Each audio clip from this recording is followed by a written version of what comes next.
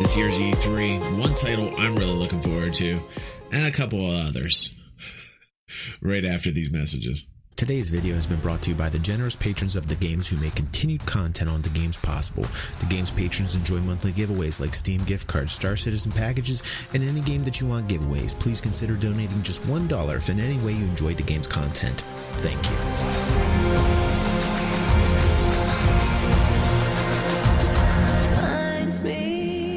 So here we go, Cyberpunk 2077. I mean, really, when it comes down to it, this is the name I've been looking forward to for a very long time. We have a release date sometime in April 2020, which is very cool that they announced it in E3. And probably the coolest thing that happened, the whole E3 event, was this guy showing up right here, John Wick. The man, the myth, the legend.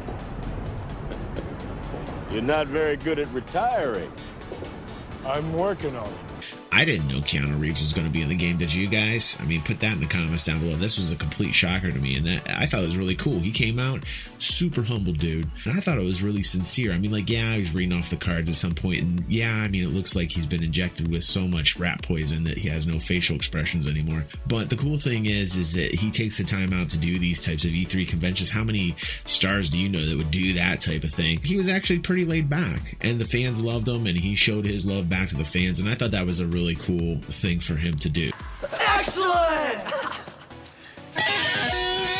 The funny thing is that they've been doing a lot of the E3 presentations with storyline and graphics to get people sucked in, but not a lot of gameplay. And I'm going to go over another title right now. Halo Infinite. It was all storyline. They came out with this amazing cinematic, which really sucked me in, I have to admit. But there is no gameplay. Now with Cyberpunk, I was able to see the gameplay. I kind of know what to expect. With Halo Infinite, I'm not quite sure what I'm getting. I know that the storyline's trying to do a reboot to get people interested. I mean, we're talking 20 years now. This is a franchise that's been going on for 20 years. And I have to say that after Halo 2, my interest has slowly kind of waned.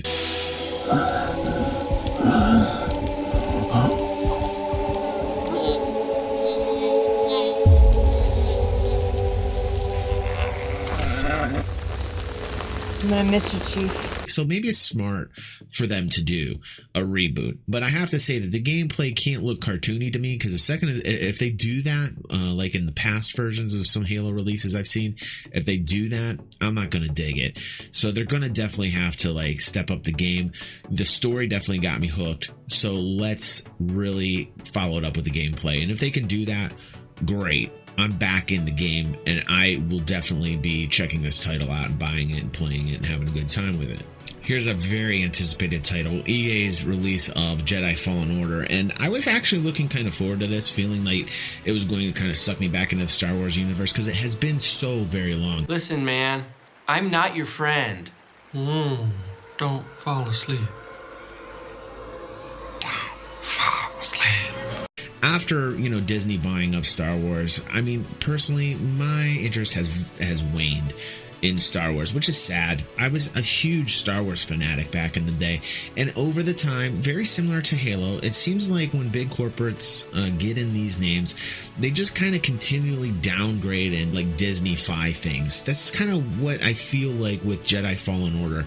I wasn't really impressed with the gameplay. The graphics I felt were like on this, and I didn't really like, nothing about this really grabbed me, and it was disappointing because I want that to happen, especially with Star Wars. Come on, give me a break. It's Star Wars. I was a little bit disappointed with Jedi Fallen Order. I saw a lot of gameplay out there too that was really less than satisfactory, so maybe they're going to polish it up. I'm not quite sure, but I didn't like what I saw.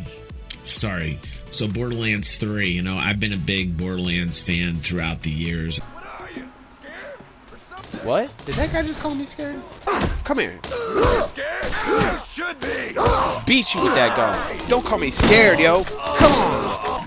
Get out of here. Nobody calls me scared. I definitely like the style of it. It's very comic booky. It has great characters. Claptrap. They're delivering once again with the same kind of art styling that I'm used to. I definitely like the world continuing to evolve, which is fun, and the storylines are great in the game. However, one thing that really upsets me is they don't have multiplayer yet. Again, they got the co-op, they got the split screen co-op, and the thing is that this game has always needed some form of multiplayer.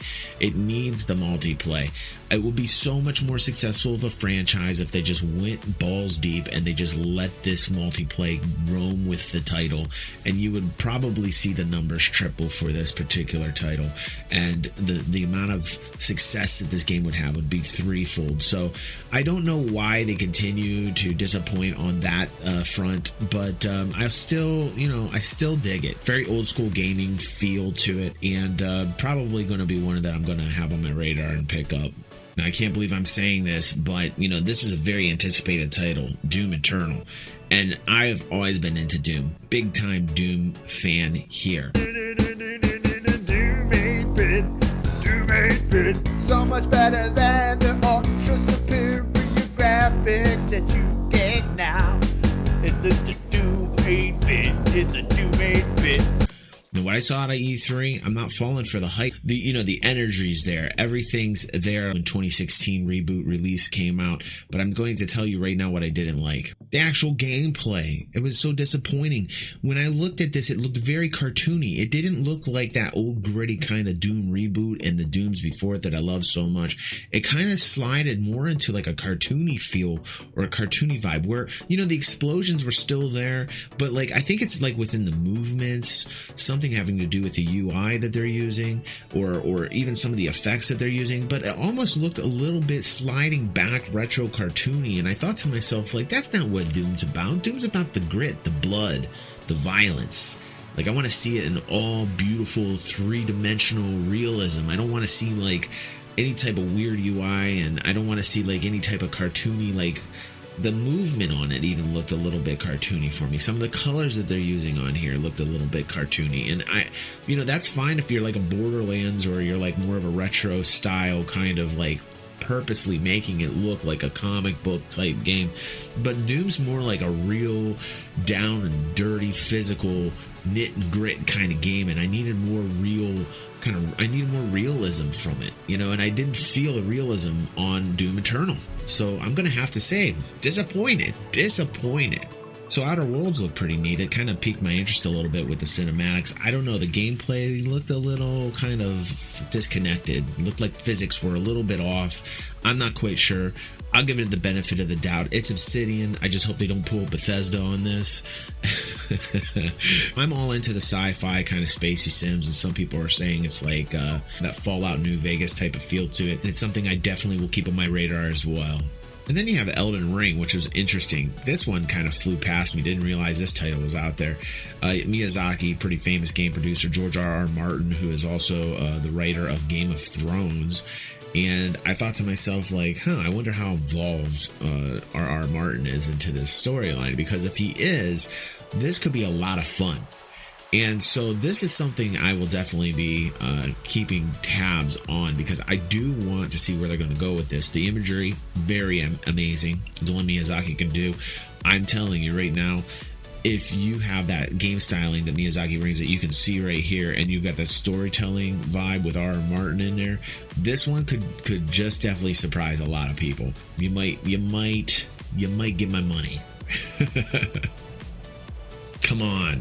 Baldur's Gate, come on, man.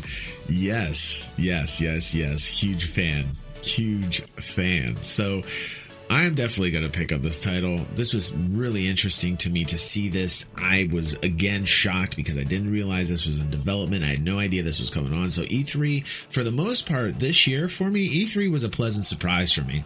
And I can't say that. A lot. Like the past couple of years, I don't know. I've not enjoyed them. But this year, this E3, they were very chill. And when they introduced the games, it wasn't super commercially. But Baldur's Gate 3, get out of town. I was very excited to see this. And you know what? A lot of people in my community were as well. I know Damon, a fan of the games, was also like, hey, dude, you got to check this out. I think Baldur's Gate 3 is going to be very interesting. You can't not mention the Final Fantasy VII remake. The quintessential Final Fantasy is Final Fantasy VII, everyone. I mean, the storyline holds up to this day. It's a great title, and I love what they're doing with the three-dimensional turnstile feel on this. They're keeping the old turnstile, but they're making it with 3 dimensions to it. They've glossed it up. This is a no-brainer. This is definitely going to do good, and you'd have to really want to hurt this in order for this to be a title where you're not going to want to pick it up. People are going to deliberately have to fuck this up in order for this not to work, and I just think that this one's going to be a winner. And it was great to see. There was a lot of people that were just rooting and cheering for it, and it just makes you feel good because when you got a story that just holds up to the test of time, and you're just kind of redoing it like this, I think that's a good thing. So, definitely honorable mention Final Fantasy VII. And there we go, guys. Those are the titles worth mentioning at E3. Sorry if I missed anything. Put it down in the comments below. Perhaps I'll go over some of the titles that I missed that you guys are digging. Tell me what you think. Tell me what you like. And can't wait to see your comments down below. Had a wonderful weekend and got to catch up on E3 last night and a lot this morning. Sorry a little bit late on the E3 video, but at least it's out there for you guys. And as usual, it's a pleasure. See you on the next video. Mainstream. Flow like water, so I'm going mainstream. Yeah, I'm going mainstream. Flow like water, so I'm going mainstream. I'm going mainstream. Mainstream. Flow like water, so I'm going mainstream.